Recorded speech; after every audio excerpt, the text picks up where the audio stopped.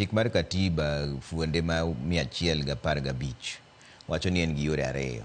Mokwongo nyalo oro memorandum kata chik mopuodhi mondo nyisu ni fuonde 1, 2, 3 ok ayiego. Sani nwaneno ko oronu wach mopuodhi ni ok oyie gi fuonde go te.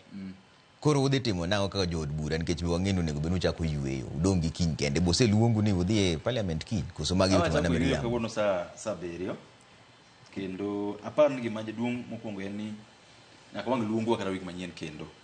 Koro udhi ketho yweyo maru. Nyaka kethi. Pok to luongu. Pok ineno kamoro amora koduongu. Gima otimre treva gino otimre kawuono godhiambo tu. Otimre kawuono saa 11. Koro apar ni ng'eny ji pod process nito gini minang'o. To adwa duoki kawacho ni standing orders mawa. Standing order namba 140. Ema wuoyo wach ma golo chik mokelo mondo kali. Golo bill e bunge. The role of bills.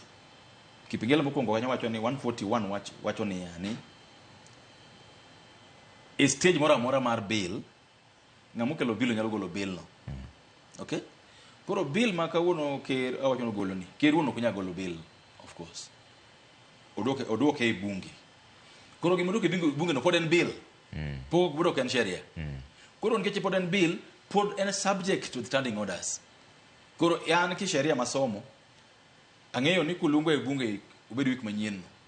To jatelo mar joma ng'eny e bunge ichungwa bro kelo memorandum ma president no gi bill no.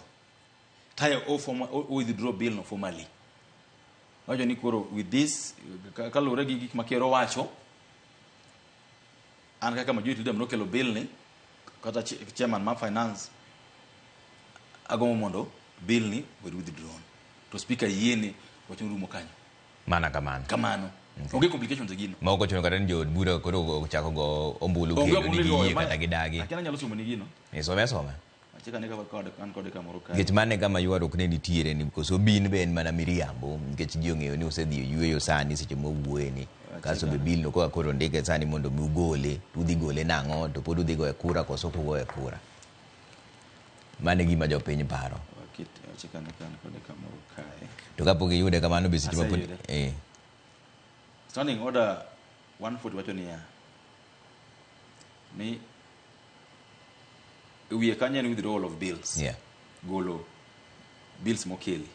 Ni either before the commencement of business or on the order of the day for any stage of the bill being read, the member in charge of a bill may, without notice, claim to withdraw the bill. Okay. Kuro ng'amano kelo bill ni kakoro kimani kure nyalo chunga sasa ya bill no keli kakoro idhi keli kata sani moseduoke ni koseduoke koro en property mar bunge kendo koseduoke koro chieng' moluongowa to gino go ka odaka dek kene kata 4 to ruma kamano owacho ni nwakalo bill ni botero ni ker oduoke ni ok oyie kode koro wan gi options mang'eny mar consider kose wagoli to wan wa decide ni koro amna kelo bill ni ka chairman mar finance committee kura gole.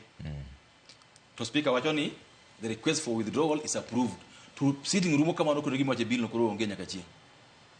Mamano wach merumo kamano. Okay.